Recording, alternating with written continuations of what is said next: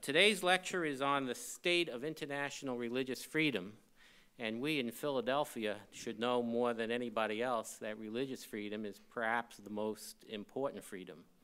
And to talk about it, we've asked Robert George, a professor, the McCormick Chair in Jurisprudence at Princeton University, where he directs the James Madison Program in American Ideals and Institutions.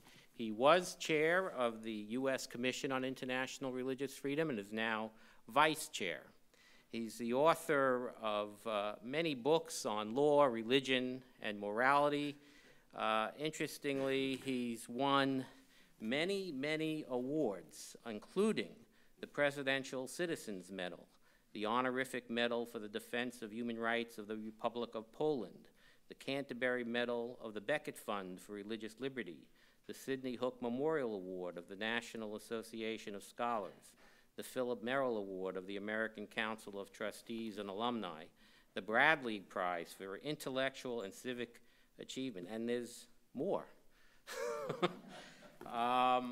He received a master's in theology from Harvard, a doctorate in law from Oxford, but his most important institutional distinction is as a graduate of Swarthmore College, where he was a student of our own senior fellow, James Kurth, who is also a Templeton lecturer for us years ago. And we also have with us from Swarthmore our senior fellow and former president of Swarthmore, Theodore Friend. So Swarthmore is very well represented today, and please welcome Professor Robert George.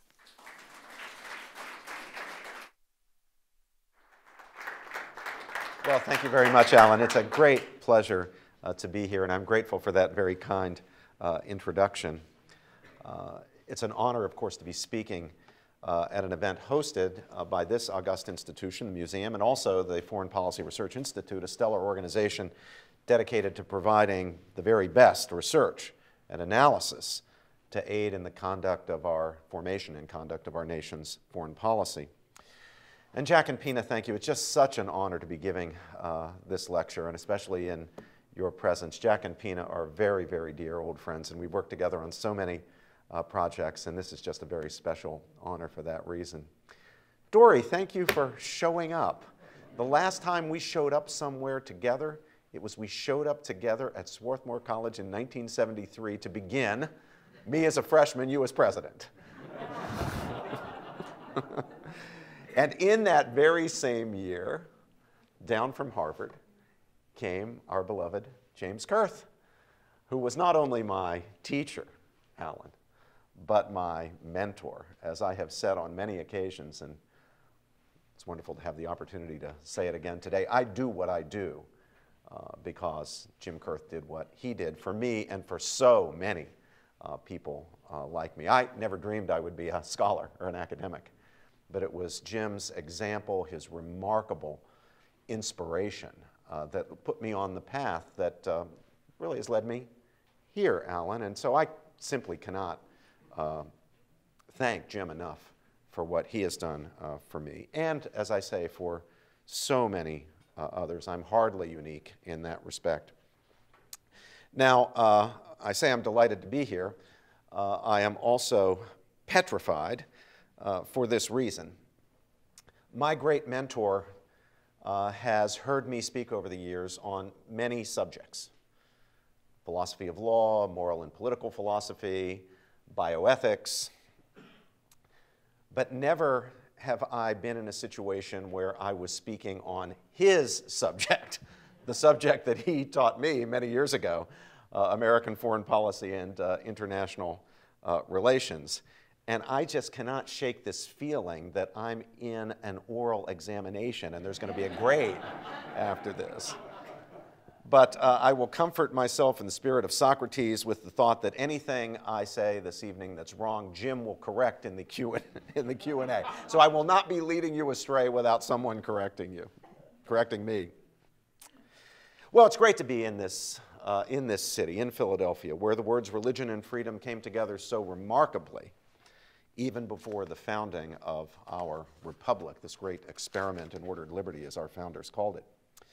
The story began in colonial times, and it's fitting that 8 days from today, October 14th, we'll be marking the 370th anniversary of the birth of a remarkable man, William Penn, who played so critical a role in laying the foundation for full freedom of religion in the robust sense in this nation. The story continued through the Revolutionary War era, highlighted, of course, by our great Declaration here in Philadelphia, the declaration that our basic rights came from our Creator, not from any merely human power, and that these rights include the right to liberty, which includes in the very first place the freedom to seek the truth in religious matters, and to worship the Almighty and honor Him in every facet of life in accordance with the dictates of conscience, not with the dictates of kings or presidents or parliaments or what have you. No merely human power gave us our fundamental rights. No merely human power can take them away legitimately. The task of government, rather, is to protect those rights. It's for that purpose, the Declaration tells us, that governments were instituted among men. And the story culminated with the drafting of our Constitution, again, right here in Philadelphia, which came to include the First Amendment's guarantee of religious freedom as America's first freedom, a treasured human right constitutionally protected in America for the people of our nation. Well, tonight I'm going to focus on this fundamental freedom, but focus on this fundamental freedom abroad. I do not on this occasion, Alan, speak on behalf of the U.S. Commission on International Religious Freedom, where I have, as Alan mentioned, served as chairman and now as vice chairman. But my remarks will certainly reflect my experience working on the commission. I'll begin by asking and then answering as fully as I can in the brief amount of time we have together the question of why religious freedom matters, why we should care about it, why we should protect it, why it should be part even of our foreign policy. I'll go on to focus on the tragically dire situation for religious liberty in so many places across the globe today. And finally, I will emphasize that our nation can and must do a better job of protecting and advancing religious freedom across the globe. So, first, why does religious freedom matter? Why should promoting it and defending it abroad, no less than honoring it here at home, be a high priority? The way some people see it, the reason for respecting religious freedom is purely instrumental and self-interested. If you and I disagree in matters of religion, I should tolerate your beliefs and religious practices so that you will tolerate mine. Religious freedom on this view is not so much a moral or human right, strictly speaking, as it is a kind of mutual non-aggression pact. Now, it's easy to see the attraction of this view, or to explain why some people hold it. A world in which each community lives in fear that another will seize power and oppress its members is hardly an ideal state of affairs for any of them. But that is exactly what happens where there is little or no religious freedom protection. Everyone fears that he will be the victim, that his group will be the next to experience persecution. And so, the theory goes at least, each group agrees to tolerate the other group so that it will in turn be tolerated. But I think there is a problem with this view. It simply doesn't go far enough. It doesn't actually get us where we need to be, which is to the concept of a human right to religious freedom. It doesn't address the fact, what I believe to be the fact, that at its core, religious freedom means something far deeper and more profound than people perhaps grudgingly tolerating each other in a kind of modus vivendi. Those of you who are familiar with President George Washington's great letter to the Hebrew community in Rhode Island will recall the president responding with just a little bit of sharpness in his voice to the plea from the Jewish community that in the new republic they will be tolerated. Washington says, we don't speak of toleration here, as if respect or respect for rights was just a kind of gift that we give over to some group and could easily withhold or by right withhold. No, we don't speak of toleration. Every man, every woman, every citizen has the right to religious freedom as a matter of right, not as a matter of someone else's tolerating them, but as a matter of right. All that's expected of any citizen, Washington says, is to obey the law and, when called upon, give effectual support to the government. Simply stated, religious freedom means nothing less than the right to be who we truly are as human beings. Now, what do I mean by that? Well, the fact is that as human beings, as rational creatures, as free beings, we are drawn to ponder life's deepest questions and seek meaningful, truthful answers. That's a constant among us. People ask questions. Where do we come from? What is our destiny? Is there a transcendent source of meaning and value? Is there a higher law above the mere law of the state that pulls us above personal interest in order to do unto others as we would be done by ourselves? Is there a demand on us like the demand that Dr. Martin Luther King identifies in his famous letter from the Birmingham jail? A demand that can require of us even disobedience from merely human law, which stands under judgment by reference to a higher law, what King called the natural law, or the law of God.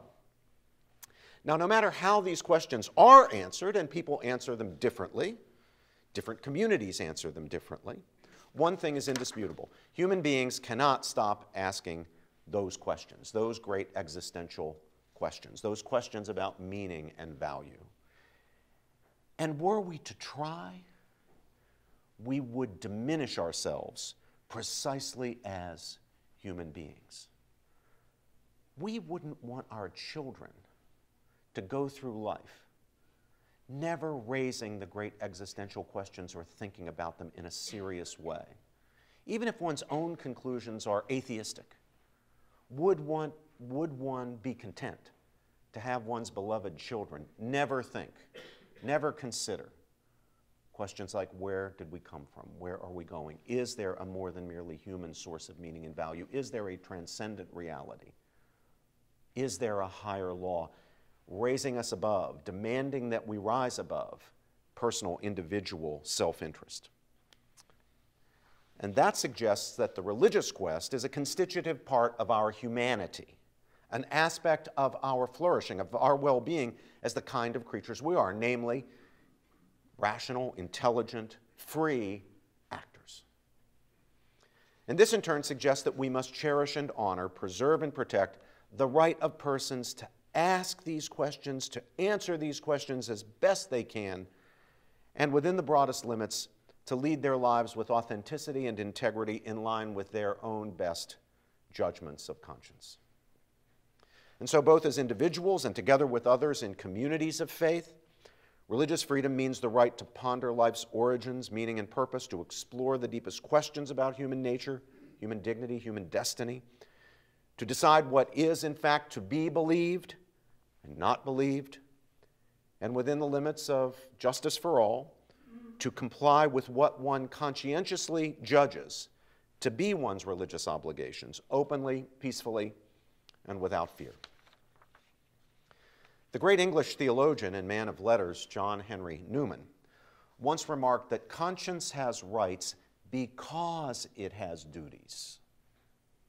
We honor the rights of conscience in matters of faith because people really must be free to lead lives of authenticity and integrity by fulfilling what they conscientiously believe to be their solemn duties. We value authenticity and integrity because we ourselves understand that a life lived without authenticity, without integrity, is a diminished life, that the fullness, the richness of life depends on our living with authenticity and with integrity in line with our best judgments of conscience in fundamental matters. Again, within the broad limits of liberty and justice for all. This is not to warrant the toleration of violence or anything like that, which can be undertaken in the name of religion just as it can be undertaken in the name of secular ideologies. But within those limits, we honor authenticity and integrity in religious matters especially because we understand they are so integral to the flourishing of human beings. But authenticity and integrity are directly threatened whenever there is coercion and compulsion in matters of faith or belief. Indeed, coercion does not produce genuine conviction. It can't. It merely produces pretense and lack of authenticity. A coerced faith is no faith at all. You can coerce a person, you can force a person to manifest the outward signs or expressions of faith, going to church, saying prayers, or of disbelief, not going to church, not saying prayers, at least when anybody's looking. But whether it's belief or disbelief, you can't coerce the interior acts of intellect and will that constitute it. So, as the Quran says, there can be no compulsion in religion. Compulsion may cause a person, again, to manifest those outward signs, but it cannot produce genuine faith. Therefore, it's essential that freedom of religion include the right to hold any belief or none, to change one's beliefs and religious affiliation in line with one's conscience, to bear witness to these beliefs in public as well as in private, and corporately as well as individually. That is, in communities of faith as well as an individual, as in our individual acting capacities. To act on one's religiously inspired convictions about justice and the common good in carrying out one's duties of citizenship. To do exactly what Dr. King himself did and called upon others to do from the Birmingham jail. To act in the public sphere on one's best conscientious judgments of what justice and the common good require. And it's vital that religious liberty's full protections be extended to those who answer life's deepest questions by rejecting belief in the transcendent. The right to religious freedom includes the right to be an atheist, if that's where one's conscience takes one.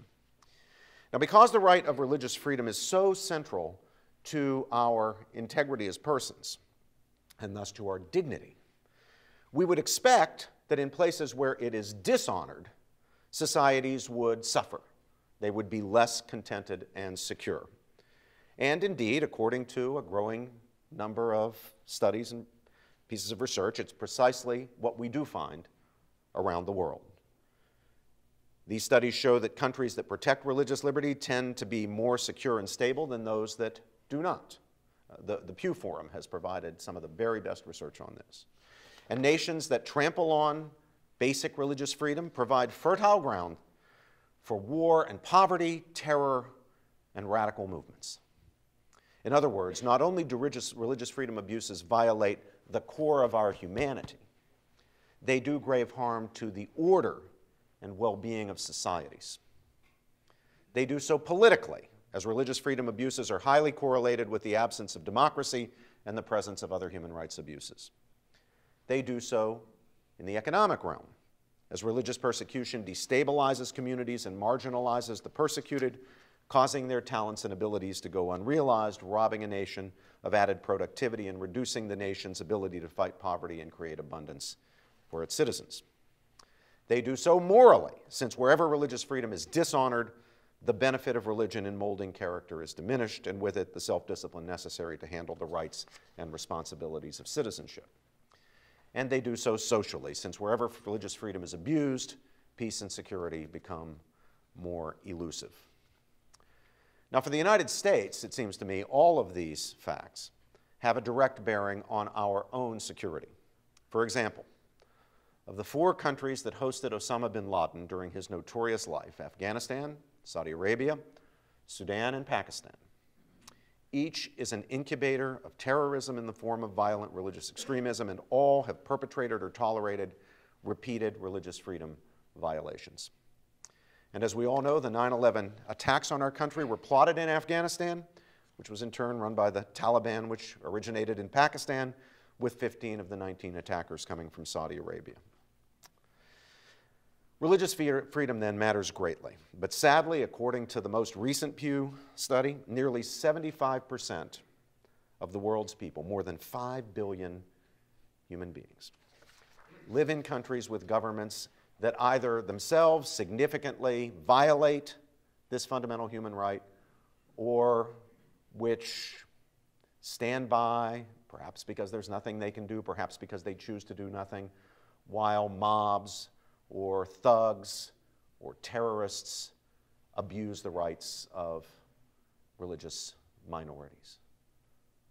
The treatment of the Copts in Egypt, the Coptic Christians in Egypt being a good example. Such restrictions range from burdensome rules on building houses of worship, relatively minor in the great scheme of things, but nevertheless a serious violation, to detention, imprisonment, torture, and murder, sometimes on a massive scale, as we have learned so visibly recently. All of these abuses violate not just American standards of religious freedom, but international human rights standards and covenants as well. The 1948 Universal Declaration of Human Rights in Article 18 states the following: everyone has the right to freedom of thought, conscience, and religion. This right includes freedom to change his religion or belief, and freedom, either alone or in community with others, and in public or private, to manifest his religion or belief in teaching, practice, worship, and observance. Since 1966, the governments of 167 countries have signed the International Covenant on Civil and Political Rights, a binding treaty with protections similar to Article 18. And regional bodies such as the OSCE, the Council of Europe, the Organization of American States also confirm religious freedom as a fundamental liberty. Now, a word about our commission, the Commission on Religious Freedom. As an independent, bipartisan government agency, 3 of the members are appointed by the President of the United States, 3 by the Congress, 3 by the House of Representatives, 3 by the Senate. Those congressional appointments are in the gifts of the leadership of the respective houses. Our commission is firmly committed to human rights standards found in these international documents. As a key part of its mandate, the commission monitors religious freedom worldwide and makes recommendations to the President, the Secretary of State, and the Congress. Based on our monitoring of religious freedom conditions, we see how nations that fail to respect and protect religious freedom fall into the following categories. First, state hostility to religion or religious freedom. Second, state sponsorship of violations of religious freedom. State enforcement of violations. And state failure, the state's inability to do anything about religious freedom violations in failed states. Oh, and one more, state hostility. Oh, I'm sorry, those were the set. So first, state hostility involves the government actively persecuting people due to their beliefs. State sponsorship refers to the government actively promoting and sometimes even exporting ideas and propaganda, often of a violent, extremist nature, that include hostility to the religious freedom of others. State enforcement refers to the government actively applying laws and statutes such as anti-blasphemy codes to individuals, often members of religious minorities. Blasphemy laws often sound as though they are not something that we need to worry about, not bad things. But however they might be applied in ideal circumstances, they are invariably used in many nations across the world as pretexts for persecuting minorities. And state failure means the government, as I say, is neglecting to take action to protect those whom others are targeting due to their beliefs. When it comes to hostility toward religions, some of these governments, like North Korea and China, are secular tyrannies, which consider all religious beliefs as potential competitors of state secularist ideology, such as communism. The Chinese regime seems to think that the Soviet Union made a very bad mistake in permitting any base in civil society to exist that might be the base from which resistance to communism could be launched, the Catholic Church in Poland being the leading example. And they evidently do not want to replicate that error there. So they brutally suppress religious believers of all sorts, and other institutions of civil society or organizations in civil society or associations, even if they're not really anything we would recognize as religion. One thinks, for example, the Falun Gong, which, at least from our point of view, or from my point of view, doesn't look all that much like a religion, and yet the regime sees in it the possibility of a base in civil society from which a movement dissenting from regime policies or questioning the legitimacy of the regime could arise. Others, like Iran, Saudi Arabia, and Sudan, are religious tyrannies themselves, which enthrone one religion or religious interpretation over all others, which they see as rivals to the one they favor. Still others, like what we have in Russia today, are a hybrid of secular and religious. Russia doesn't have an officially established church, but the strong link between the Putin regime and the Orthodox Christian Church is evident. In North Korea, the government severely represses religious activity, and individuals who defy it are arrested, imprisoned, tortured, or executed. In China, the government continues its persecution of Tibetan Buddhists and Uyghur Muslims. To stem the growth of independent Catholic and Protestant groups, Beijing has arrested leaders and shut down churches. There have been reports of officials even going after registered churches, tearing down crosses in church steeples. Members, as I say, of Falun Gong, as well as those of other groups who are deemed by the regime to be, and I quote, evil cults, unquote, face long jail terms, forced renunciations of faith, and torture in detention. In Iran, the government has executed people for the crime of waging war against God, while relentlessly targeting reformers among the Shia Muslim majority, as well as religious minorities, including Sunni and Sufi Muslims, Baha'is, and Christians. One should note, by the way, that there are Shia dissenters in Iran, including Ayatollahs in Iran, who are suffering imprisonment as a result of their resistance to the regime's anti-religious freedom policies. Pastor Saeed Abedini, a Christian minister, remains in prison, and the regime has stirred up anti-Semitism and promoted Holocaust denial. Iran, of course, was once the home of a flourishing, wonderful Jewish community. Saudi Arabia completely bans the public expression of religions other than Islam. Not a single church or other non-Muslim house of worship exists in the country. I myself, in my role as chairman of the commission, had can only be described, I guess, as a confrontation with the Saudi ambassador on this very subject. He was a very sophisticated, Western-educated, suave, debonair, articulate guy.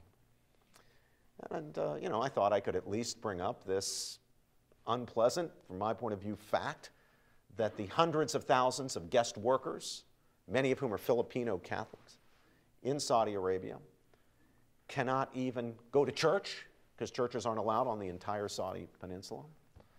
The regime claims that they're allowed to have private services in their houses, but our own visits to the members of our commission who visited Saudi Arabia have taken the testimony of the guest workers who say, well, yeah, if you're willing to take the risk of having your service broken up and perhaps being shot, yes, you can have a private service in your home.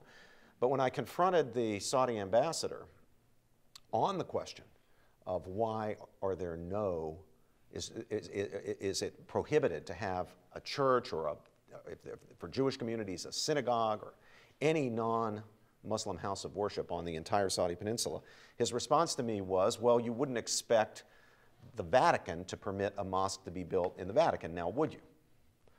To which I replied, the Vatican does not have hundreds of thousands of Muslim guest workers. The Vatican is the administrative offices of the Catholic Church. A few people live there, mostly Catholic clergy and some nuns. But he continued to insist that the cases were on all fours.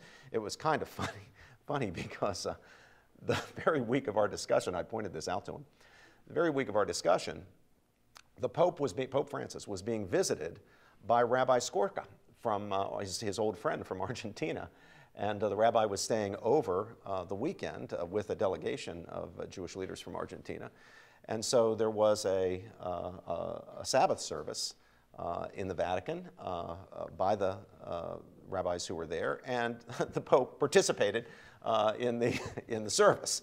So comparing that with the inability of anybody who is not a Muslim having any kind of religious worship in Saudi Arabia seems to me nuts. Saudi Arabia completely bans then that public expression of religion. In addition, the kingdom enthrones its own interpretation of Sunni Islam over all others and has arrested individuals for apostasy, blasphemy, and sorcery. Now, To their credit, the regime has recently, after holding them for 2 years, released a couple of Ahmadiyya Muslim prisoners of conscience. And I commend the regime for doing that. They should never have been arrested. It shouldn't have taken 2 years of work to get them released, but I'm glad that they are released. But that shows you that even minority Muslims are in trouble in the kingdom. Certainly the Ahmadiyya, who from the point of view of the Saudi authorities aren't even really Muslims. They're persecuted for claiming that they're Muslims, not only in Saudi, by the way, but also in Pakistan and some other places. Sudan continues its policy of Islamicization and Arabization, imposing Sharia on Muslims and non-Muslims alike, using amputations and floggings for acts of so-called indecency and immorality, and arresting Christians for proselytizing. And finally, Russia, though it has a secular government, favors the Moscow Patriarchate of the Russian Orthodox Church, as I said, while persecuting competitors such as Jehovah's Witnesses or those it deems to be a threat to the state, such as Muslims. Regarding state sponsorship of radical ideology, which targets others' religious freedom, Saudi Arabia continues to export its own extremist interpretation of Islam through textbooks and other literature which teach hatred and even violence toward other religious groups. I do think here again there has been some progress made with the textbooks, and one can only hope that that progress will continue until the textbooks are rid of the anti-Semitism that was a common feature of them and the exhortation to violence. Regarding state enforcement, Egypt and Pakistan enforce anti-blasphemy laws and anti-defamation codes with religious minorities bearing the brunt of enforcement. And finally, regarding state failure to protect religious freedom, the abysmal record of governments of Burma, where the Rohingya Muslims are brutally persecuted, Egypt, where the Copts bear the brunt of it, Iraq, of course, as we've been reading all over the newspapers, Nigeria, Pakistan, and Syria now, exemplifies those of nations which do not protect their citizens against religion-related violence. In Burma, sectarian violence and severe abuses occur not only against the Rohingya, but also against Christians. The plight of the Rohingya, however, the Rohingya Muslims, is especially alarming and heartbreaking, as countless numbers are stateless, homeless, and endangered. They receive treatment worse than the treatment of the so-called untouchables historically in England. In India. It's a tragedy. In Egypt, Cairo has failed repeatedly over time to protect religious minorities, including Coptic Christians and other Christians, but also Baha'is, Shia Muslims, and even dissident Sunni Muslims from violence or to bring perpetrators to justice. Now, at the same time, one must commend, and I commend, those Muslims in Egyptian civil society who have, on Christian holy days, such as Christmas last year, gone to churches with their own bodies, surrounded the churches not to do them harm, but rather to prevent mobs and thugs from carrying out violence against the worshipers of the houses of worship, so that the Coptic Christians could celebrate their Christmas in peace. That is a wonderful thing to see. It's a little ray of light, of sun, in a very dark picture otherwise. In Iraq, the rise of the so-called Islamic State is a major consequence of the government's continued failure to protect the lives and freedoms of non-Muslims, such as Christians and Yazidis, as well again as Shia Muslims and even dissenting Sunni Muslims. In Nigeria, as Boko Haram attacks Christians as well as fellow Muslims, the government continues its failure to prosecute perpetrators of religiously related violence that has killed, as far as we can tell, more than 14,000. That might be an underestimate. Nigerians, both Christian and Muslim, since the turn of the century, since 2000. In Pakistan, the government's continued failure to protect Christians, Ahmadis, Shia, and Hindus has created a climate of impunity, resulting in further vigilante violence. The burning of the Anglican Church with scores murdered is just one example that got a bit of publicity here. There are other cases that have gotten very little publicity here, and these atrocities continue. And of course, in Syria, my own ancestral homeland, my father's parents came from there.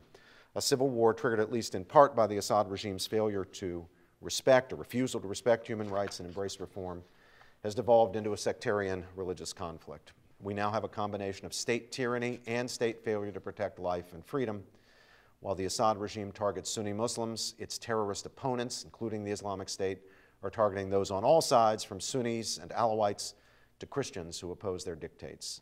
It's a complete nightmare.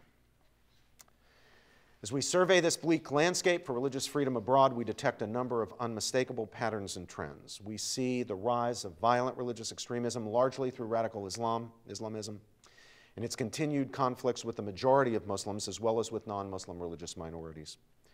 We see the continued persecution of Christians, a persecution the sheer size and scope of which is astonishing.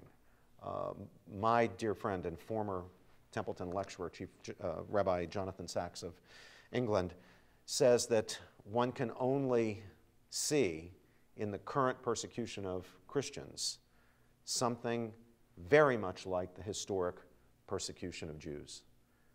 And just as so often the persecution of Jews has met with silence, even in some cases from Jewish authorities themselves who did not speak out, the same now we see in the case of Christians.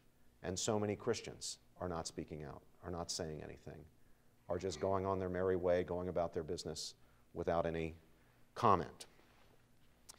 And we see the stubborn persistence and in some places revival of anti-Semitism, that old and gross hatred across countries and cultures. So let me offer a few words on these disturbing patterns and trends. It has often been said that radical Islamism and its leaders seek to recover a mythical golden age from a far distant past. While this is undoubtedly the case, we must also realize that they are propelled by a modern and terrifying idea. Surfacing in the last century, that idea came to be known as totalitarianism. What defines it is a series of demands which may be summarized as follows. Give fanatical leaders and movements absolute and permanent authority. Make these leaders and followers into little gods, charged with seizing control of history and transforming humanity itself. Unleash these leaders and their followers from any accountability to any law or institution, belief or custom, moral norm or precept. They get to rewrite the laws, they get to make up the codes. Grant these leaders and their followers complete control of every facet of human existence, from outward conduct to the innermost workings of conscience. And of course, today we can add, they pursue the totalitarian goal through modern social technology. For the better part of a century, those promoting and exploiting this malignant idea have advanced it by dressing it up in a variety of costumes and by hijacking various ideals and institutions and putting them to work in its cause. In the 1930s and 40s, it threatened humanity through Nazism and other forms of fascism, which exploited the concept of race and the ideology of nationalism. After World War II, totalitarianism posed its greatest threat through communism, which exploited the concepts of class and class consciousness and hijacked people's strivings for justice. By the close of the 20th century, these movements had committed every crime under the sun, triggering the deaths of nearly 150 million human beings. They also waged war against the rights and duties of conscience, leaving behind a world where, to this day, most people live in countries that are hostile, in many cases deeply hostile, or at least whose regimes are hostile to freedom of religion or belief. And today, that same totalitarian impulse which drove Nazism and communism has hijacked religion as its latest vehicle, creating, among other things, radical Islamism. From the Islamic State in Iraq and Syria to the extremist mullahs in Iran, and from al-Qaeda to the Taliban, these new totalitarians pose similar threats to the world. Displaying utter contempt for the rule of law and for any distinction between combatants and non-combatants in the conduct of war, they target civilians with impunity and commit mass torture and murder precisely as the Nazis and the communists did. On the communist record, we know the Nazi record very well. On the communist record, you could read the Black Book of Communism or listen to any of the wonderful lectures that Alan Kors of the University of Pennsylvania has presented, outlining the macabre and tragic facts of the history of communism across the globe. Many observers presume that these movements and their leaders simply represent Islam on steroids, Some even claim that they represent the true Islam, not only the radicals themselves, but some critics of Islamist radicalism. But I don't agree with that. Granted, the history of nearly every religion, including Islam, contains periods of despotism and bloodshed.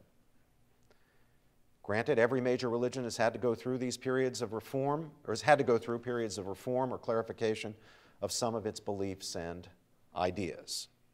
Granted, as so many Muslim reformers have stated repeatedly, Islam is no exception. But let's be clear, no civilized religion, certainly no creed in the tradition of ethical monotheism, including Islam, ever stood in principle, as the Nazis and communists did, and as the Islamic State today does, for what amounts to sheer, unadulterated nihilism, the idea that any and every means, torture, rape, prostitution, drug sales, the slaughter of innocent children, defenseless elderly people, genocide, may be carried out in the cause of regional hegemony and ultimately world domination. This is why Sheikh Abdullah bin Baya, though himself a controversial figure among American conservatives for statements attributed to him in 2004, has himself condemned ISIS in the name of Islam. You have, he says to them, to al-Baghdadi and the others, you have abandoned all values and made enemies of the world. Bin Baya notices that what is going on with ISIS is not Islam in any form he recognizes, but is rather a form of nihilism, the abandonment of all values. All rules, all norms can be thrown aside in the pursuit of domination. In my opinion, the struggle we face is not that of one religion against another, Islam against Christianity or what have you, nor of religion against humanity, as some secularists claim. Bill Maher types, Richard Dawkins. Rather, it's a struggle that pits lawlessness and tyranny against basic decency and dignity. The idea that there are some norms and rules that everybody must observe. And in this struggle, reformers must be applauded for their resolute stand, not only for reform and clarification from within, but to stand against the hijacking of religion by those driven by the same impulse that drove the likes of Hitler and Stalin, Mao Zedong, and Pol Pot. They must, the reformers must, rip away radical Islamism's religious mask, revealing its idolatrous soul to the world. At the hands of violent religious extremists, Christians especially face severe persecution. Ironically, it is in the Middle East, the cradle of Christianity, that both persecution and the flight of the persecuted cloud the future of the world's oldest Christian communities. I was mentioning to Jim Kurth before we began this evening that my own relatives in Syria have now fled. They're here in the United States, believing at least that they will never return to their homes. They plan now to make their homes here, not because they necessarily want to be here. They are very pro-American, they're very friendly, they think this is a wonderful country. They'd rather be at home, but they believe they will never return home. They are Antiochian Christians, they are members of other Christian groups. Unless circumstances change, well, we're looking at the graveyard of Middle Eastern Christianity. What was once a cradle becomes a graveyard. In Egypt, violence against Coptic Christians really is reaching alarming proportions. In Iraq, severe violence against Christians, which peaked after Saddam Hussein's fall, has returned with a vengeance. The Islamic State, of course, is principally to blame for that. Once home to approximately 1 million Christians, Iraq has half that number today and declining. Many Iraqi Christians themselves fled from Iraq under the pressure of the violence there to Syria, where fellow Christians and Muslims, from Sunnis to Shias, including Alawites, once had coexisted peacefully. Well, now we know how that all turned out. For Christians, Syria's civil war has been nothing short of a catastrophe. In Saudi Arabia and Iran, it's mainly the government that severely represses Christians and other religious minorities. And just outside the Middle East, in Pakistan, attacks against Christians are escalating. In September 2013, suicide bombers launched the worst Christian attack in Pakistan's history, the worst attack on Christians in Pakistan's history, assaulting that church I mentioned, All Saints Church in Peshawar, leaving 100 dead and more than 150 parishioners wounded, maimed. In looking at the plight of Christians, especially those in the Middle East, those who know Jewish history see something hauntingly familiar. This is exactly what I was talking about in recalling Chief Rabbi Sachs's comment to me. Iraq's Jewish community provides a somber example of what the future may hold. Like Iraq's Christians, the Jews were there for a long time, perhaps as many as 20 centuries, perhaps more. As of 1947, the country's Jewish population exceeded 50,000. Today, only a handful remain. People professed shock when it was revealed in 2010 that Mohamed Morsi, who was later elected Egypt's president, of course, depicted Jewish people as descendants of apes and pigs, as he said, whom Egyptian children and grandchildren must be taught to hate, quote, down to the last generation, unquote. Yet his comments, truth be told, were no worse than those of Iranian leaders who denied the Holocaust and allowed state-run media to broadcast anti-Semitic messages and hateful cartoons. That rhetoric has diminished under Rouhani, but substantive change is still hard to see. Nor are they worse, these comments of Morsi's, than the lies and defamations against Jews and Judaism that one finds in the media elsewhere in the region, including, by the way, in Egypt. Yet it would be a mistake to say that anti-Semitism is confined to the Middle East. In post-Soviet Russia, skinhead groups commit acts of anti-Semitism in the name of Russian nationalism. In Belarus, the anti-Jewish utterances of President Lukashenko and the state media are accompanied by a failure to identify and punish those vandals who have broken up Jewish cemeteries and other property. Even in Western Europe, anti-Semitism has been making a comeback. Since 2000, anti-Jewish graffiti increasingly have appeared in Paris and Berlin, Madrid and Amsterdam, London and Rome, and up in the Scandinavian countries. Synagogues have been vandalized or set ablaze in France and in Sweden. In Malmö, Sweden, physical attacks fueled a Jewish exodus. In France, according to a report by the security unit of its Jewish community, there were 614 anti-Semitic incidents in 2012, compared to 389 in 2011. So who are the perpetrators of these hateful acts in Europe? Some are neo-Nazis. Others claim to act in the name of Islam. Compounding the problem are four factors. First, European officials remain reluctant to identify the ideological or religious motivations of persecutors. Second, surveys show that anti-Semitic attitudes among Europe's population are shockingly widespread. Third, these surveys confirm that some of this bias manifests itself in harsh and unbalanced criticism of the State of Israel. Criticism of policy shading over into anti-Semitic hatred.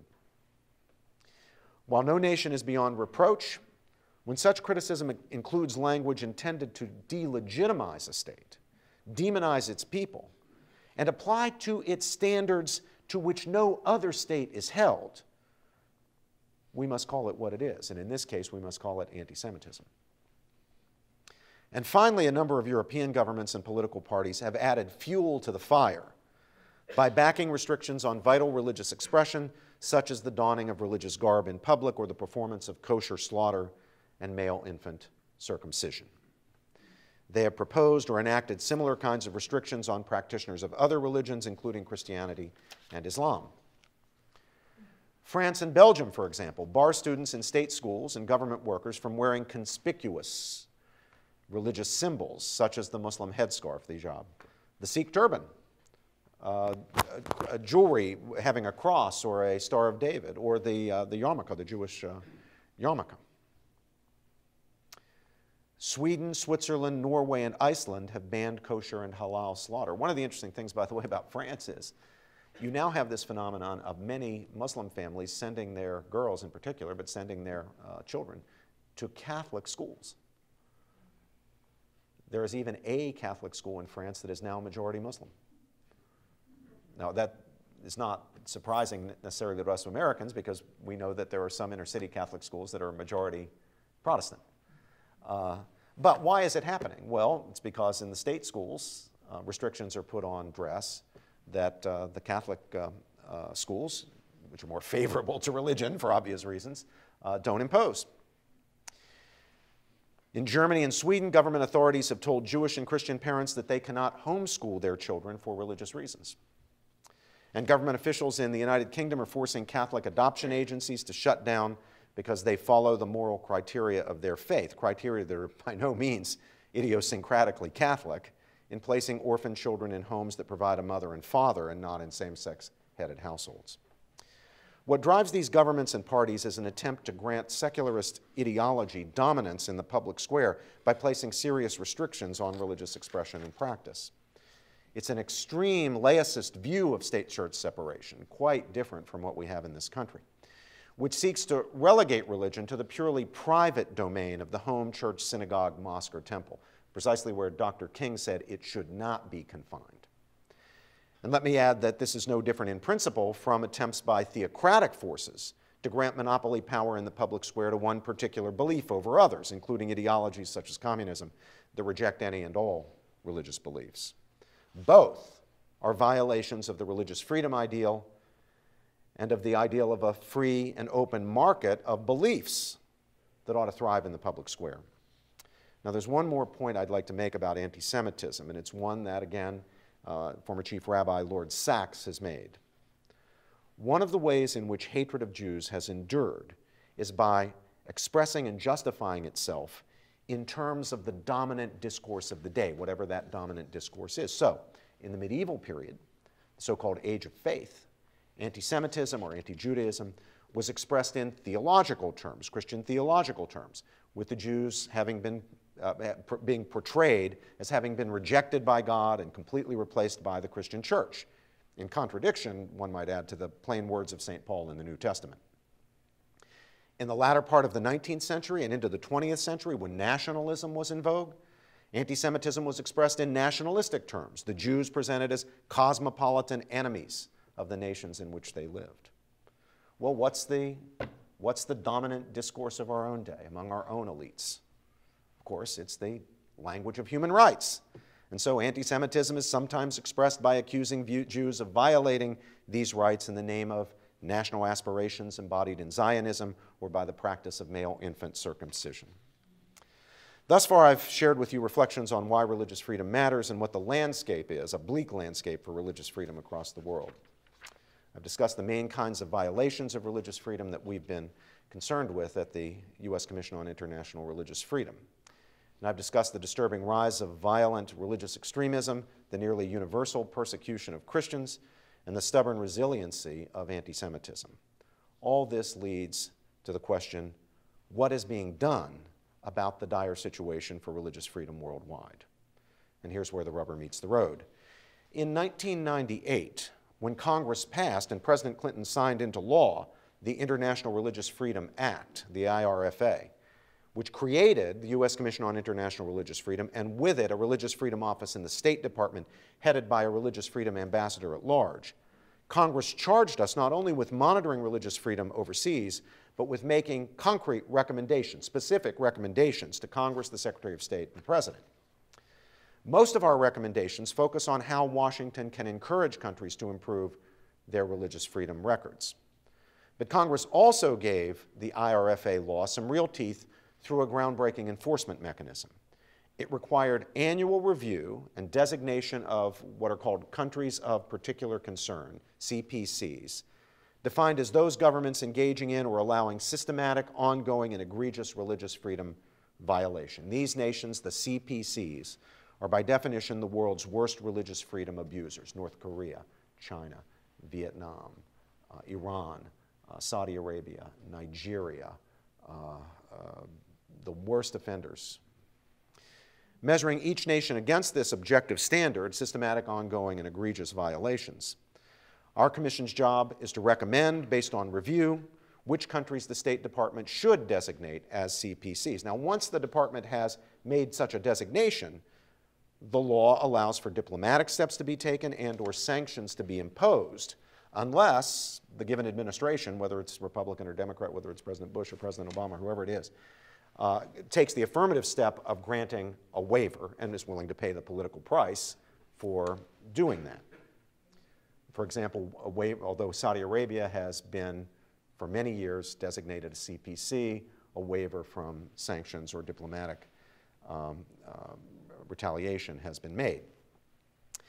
While the law provides any administration with flexibility in this arena, the review and designation process is not discretionary. I want to emphasize that in case there's anybody from the administration in Washington, D.C. listening or hearing this tape. It is not discretionary. Simply stated, the IRFA requires every administration, without fail, to engage fully in the job of designating countries. Whatever one's view of the appropriate penalties for violators, there can be little disagreement on the imperative of bearing witness to abuses. And that is what the designation process, at a minimum, is supposed to do.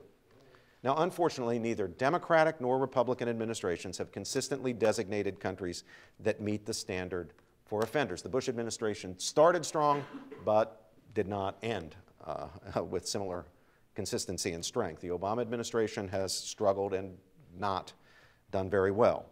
The result is some of the world's worst violators, such as Egypt, Pakistan, and Vietnam, are escaping full accountability. And there's more. Even those countries which are currently designated as CPCs are escaping accountability and some sanctions. Under the law, while CPC countries remain designated until removed from that status, any corresponding penalties on these nations expire after 2 years. In September of last year, when the current administration in Washington failed to take action, the IRFA-related sanctions attached to Burma, China, Eritrea, Iran, North Korea, and Sudan, these are really serious, this is top world-class violators, expired. Just expired. Who was watching the shop? And while these countries are subject to sanction under other U.S. laws, allowing the specifically religious freedom sanctions to expire sends the wrong message. A message that the United States will not implement its own law on religious freedom. Somebody really needs to be watching the shop. And someone needs to treat religious freedom violations not as third-class matters, but as first-class matters. Now, we all know any administration in the conduct of our foreign policy has to have priorities. There are certain things that are, we have to put at the top of the list. And, certainly our own geostrategic military interests. Certainly trade and economic considerations. But religious freedom shouldn't be way down here behind those things. It should be up there with those considerations. That's not just my opinion. It happens to be my opinion. It's not just my opinion, though. It's the law. That's what IRFA does, the IRFA. And it's time that somebody paid attention. Somebody who's supposed to execute the law pays attention to what the law actually requires of every administration. And I'm aiming this at Republicans and Democrats alike. It's time for the U.S. government, no matter who's in charge, to take its IRFA obligations and responsibilities seriously by making those designations and doing it in a timely manner and not letting them expire. Its doing so can make a difference. When combined with diplomacy and other tools, the prospect or reality of being designated a CPC and being sanctioned can move certain repressive governments, some, though admittedly perhaps not all, to make changes. My confrontation with the Saudi ambassador that I told you about was at his invitation. He wanted me in my role as chairman to come to see him at the Saudi embassy, quite a nice place, by the way. He wanted, because he was upset with our report in its account of the state of religious freedom in Saudi Arabia. It mattered to him. And pressure is what got, frankly, those prisoners of conscience, the Ahmadi prisoners of conscience, released from Saudi Arabia. Now, look, I mean, we're not changing the world. We're not reducing the percentage of oppressed people from 75% even down to 73%. But, every human life is a precious human life. Every human being is a precious human being. Every human being that we can mitigate the oppression of or get out of jail or relieve in some way is a son or a daughter or a father or a mother or a member of a family. There's good we can do, and we should be doing it. And the law is trying to do that good. but we've got to implement our own laws. In the past, we've seen good results from pressure of this type in countries like Vietnam and Turkmenistan. The CPC designation did motivate at least some reforms, lessening the burden of persecution on at least some people. Because the CPC designation is rightly perceived as a statement by the United States about its relationship to an offending nation, it can create political will for reform where none would otherwise exist. And it can strengthen the hand of reformers, thus providing what London School of Economics International Relations graduate student Rachel George calls an anchor for the promotion of human rights. You can probably guess who London School of Economics graduate student Rachel George is. Don't embarrass me, Dad. And so let me conclude by saying that for those of us who care about religious freedom, we have a job to do. We need to make the case to our fellow Americans at every level, our representatives in Washington and our neighbors and coworkers, on behalf of supporting religious freedom. I've often said that the best thing we can do to support religious freedom abroad is to honor and respect religious freedom at home, but our whole national policy, our foreign policy, should be shaped in part by a concern for religious freedom. It should not be a third-class consideration. It belongs up with the first-class considerations. We need to explain why religious freedom matters for our country and for the world. And then as we increase our support, we can move Washington to do the right thing by supporting religious freedom.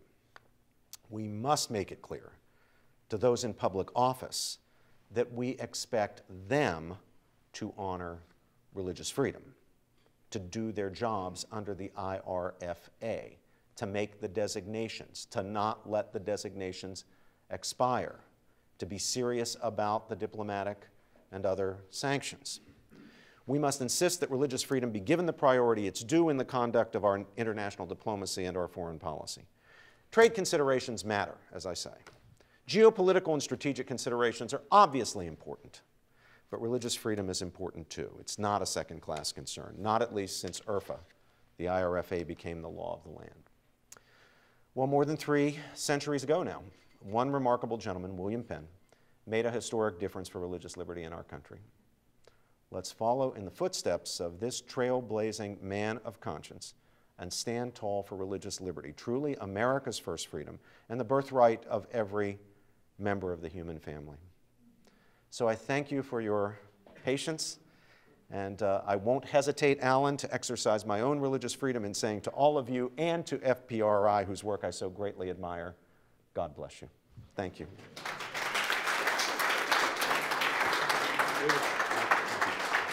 Take some questions. Well, thank you for both an erudite and impassioned address. We have just a couple of minutes for questions. Eli has the microphone. Please address your question into the microphone. Anybody would like to begin? Oh. I couldn't help but wonder how your very worthy priorities are communicated to the public at large in the United States. If we do have a democracy and a representative democracy, simply trying to get government officials, politicians, or whatever, to focus on this as a priority, it seems to me will only work if the public at large thinks it's a priority. Yeah. You're right. You can't accomplish what needs to be accomplished simply by applying pressure to political leaders if there is no support out there in the public backing up that pressure. Now, that's no excuse for not putting pressure on political leaders, and you know, it's what I do. A lot of my time now is spent doing that. But we do need to build up public support, and that means we need the public to pay attention, to be informed about what's going on. Now, how do we do that? How about awareness? Well, that's what I mean. I mean, to be informed, to be aware. Yeah. Am I misunderstanding you? I know that IRFA exists. I remember when Clinton signed the Yep. law, but it's gotten off my radar. Well, we need to encourage our own intellectual class, at least that portion of the intellectual class that sees it as you and I do, to be vocal about it, to write about it, to speak about it. We communicate now through social media. You can get things going in that way. We at the Commission are constantly putting out op-ed pieces. I've had them in the New York Times, the Wall Street Journal, the Washington Post, and we try to disseminate them through syndication around the country to other markets, you know, your Portland, Oregons, and your Indianapolis, Indianas, and even some smaller places like that, and I think that's a good thing. Jack Templeton will know what I'm talking about when I mention the black-robed militia. Anybody else know what I'm talking about? This is a Revolutionary War. Jim Kurth knows. I think our best chance of informing the public is to go through the churches and religious communities, the rabbis, the ministers, the priests, the imams, who have captive audiences on the Sabbath, whatever their Sabbath is, and to activate them. Christian ministers in particular, priests and preachers in particular, should be informing their congregations about the plight of their persecuted co-religionists in the cradle of Christianity. Why hasn't this been happening? You know, they preach about everything else. I mean, 15 minutes on that would be a good thing. To his very great credit, Cardinal Washington, D.C., Cardinal Wuerl, recently at the opening of the Catholic University of America, in impromptu remarks going apart from his text, just speaking extemporaneously from the heart, did spend 10 minutes making a plea to his fellow Catholics throughout the world, and certainly here in the United States, to pay attention to what's happening in the Middle East and to bring pressure on Western governments to do the right thing in their foreign policy when it came to Middle Eastern Christians. And that went viral. It ended up, somebody had a video camera going, or I guess it was being videotaped as we're being videotaped here, and it was off to the races. And that did a lot of good. The Cardinal's efforts there really did a lot of good. And that was just spur of the moment. He decided that I've got this audience here and it's being videotaped and we're opening the university for the new academic year. Here's a chance to talk to these young people about this. And he ended up talking to a lot of Catholics, including a lot of Catholic clergy around the world. And I want to see that in the Protestant churches. I want to see that in the synagogues. I want to see that everywhere. I think it's time to, the Black Robe Militia, by the way, were they were the clergy supporting the revolution, the patriotic clergy during the Revolutionary War. The black robe refers, of course, to the gowns, the black gowns worn by the ministers. I think Dr. Templeton has a question.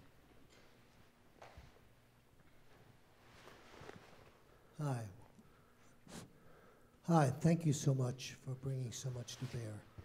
I got a freeze in my fingers, but they said it's all on tape. So I'm grateful for the details that you covered. I just want to give a perspective of America of an earlier time, such as 3 presidents that I don't think one in 1,000 kids graduating from high school in Philadelphia even know the name or that ever know that they were presidents. I mean President Roosevelt, Jack Kennedy, and Ronald Reagan. So I want to go back very quickly at that time period, which is in the 1970s, because of some kind of soft words that Russia, communist Russia, was put out. 5 million Jews thought, now we can leave. And they rode up, and then it all clamped down, and it was very vicious. For a year, Protestant groups were appearing in Washington, D.C., and at other places around the country every weekend, and protesting and putting up signs and maps and said, you said they could go free. They kept bringing you up in the sense, what you were talking about before was these words and how the world will be better. Actually, 2 or 2.5 years later, Russia gave in. I want to just reflect the question that doesn't really exist today. When I talked about Roosevelt, Jack Kennedy, Ronald Reagan, all spoke for religious liberty and full human rights. And yet only 6 years later did a president in Iran, 16 years later, come. He served for 6 full years in Iran. I can't remember his name, it's so complicated. He came every year to the UN and gave a speech, and the basic concept that he brought forward was that there are really 3 things to come. First, when we are actually fully prepared, we will totally destroy Israel. He said at the beginning of every one of his 6 speeches in a row at the United Nations. He then said, the world will break out to mass killing, destruction, and just chaos throughout the entire world. But then part 3 will come, in which, as expected 1,300 years ago, and we've been planning and working for it, that we will then take over the entire earth and rule it in the rules in the hands of Allah. And then we will have what we all came here on earth. Not one Western country that I know of even got up or protested. I just only vaguely remember a few things in newspapers. I just rate that that was now some 8 or 9 years ago, that the media today don't talk about the names, the situations in the Middle East where everything's blowing up. If we had not left, if we'd left the 30,000 American troops, it'd be peaceful and prosperous. And no media actually recognizes that. So I just offer that as a concern as to whether people even know enough as to what to stand up for. Finally, after the attack on the Catholic Church 2.5 years ago, in terms of their churches and their hospitals, I was expecting the Roman Catholics, the Protestants, God-believing people of all sides would join together and make appearances quietly and peacefully every weekend. That's the one thing that this registration is afraid of, is a uniting of people to stand up, not the very least, for freedom. Yeah, thank you, Jack. A few months ago, I testified. Yeah, thank you, Jack. I appeared with Natan Sharansky to testify before the Helsinki Commission, and he recalled the situation, in the Gulag of the Russian Jews, the dissidents like himself, and he recalled hearing about somehow the communication. They were able to communicate with each other. Reagan's speech calling the Soviet Union an evil empire, and he said that elevated our hope. At that point, we moved from hopelessness to hope. It was believable that we could be liberated because an American president had been willing to say those words. Now, he was being vilified in the United States, as you'll recall, Jack. Reagan was, for calling spade a spade, calling evil evil. But for those dissidents like Sharansky, that was a very important moment. Now, the very same Sharansky, in the very same discussion, when we were testifying, said, I don't understand why the Christians who spoke up for us, Soviet Jews, during the period of Jackson Vanik, are quiet now about the persecution of Christians. I just found that puzzling. What is this? I don't get it. And I didn't have a very good explanation. Do you? I mean, it's a puzzle. I have one word that has disappeared 30 years ago, effective, 25 years ago.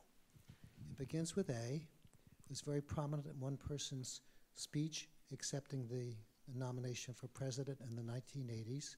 He said it so naturally in all contexts that didn't seem manipulation, but so outreach to others. Yeah. They've not said the word America or Americans in essentially any dialogue for the last 25 years, which has broken up even the Republican Party fighting more against themselves and others. The whole brilliance to take out the word America and all the things that Ronald Reagan did so much that nobody thought that he was manipulating it even for politics. He was manipulating it. It's not the right word to share, to bring back America together. Yeah. It worked at that time. There's here's a worry that I have. An argument is definitively lost when one side in the argument manages to persuade or manipulate the other side in the argument into absorbing the premises of their opponents. They might still be arguing about the conclusions, but once they've absorbed the premises, it's just a matter of time. Now, there's a narrative out there. Those of us who occupy university positions know it very well, according to which it's just a kind of given, it's kind of an accepted idea that Christians are historically the persecutors and not the persecuted. So on that account, it's hard to see Christian persecution because it doesn't fit the model. It doesn't fit the narrative. I mean, Christians are supposed to be historically the persecuted, Torquemada, the Crusades, the Inquisition, blah, blah, blah. I wonder whether there aren't Christians who have essentially absorbed those premises, and they go silent because it's embarrassing. It might look like special pleading for a Christian to advocate.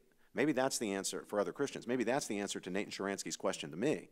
You know, they spoke about anti-Semitism, they spoke about the persecution of Jews, but these same Christians who spoke about our persecution, the persecution of us, Jews, are silent about the persecution of their fellow Christians. They might think, well, it'll come across as special pleading. It will seem that I'm a fundamentalist. It won't look good. It runs contrary to that narrative, which seems to be so prominent out there and which people seem to have absorbed. That's speculation on my part, but I'm puzzled. I'm just wondering what does account for the silence. Have we carried on beyond the time, Alan? Good. Well, thank you all very much. It's such a great pleasure and an honor, Jack, to be Templeton Lecturer.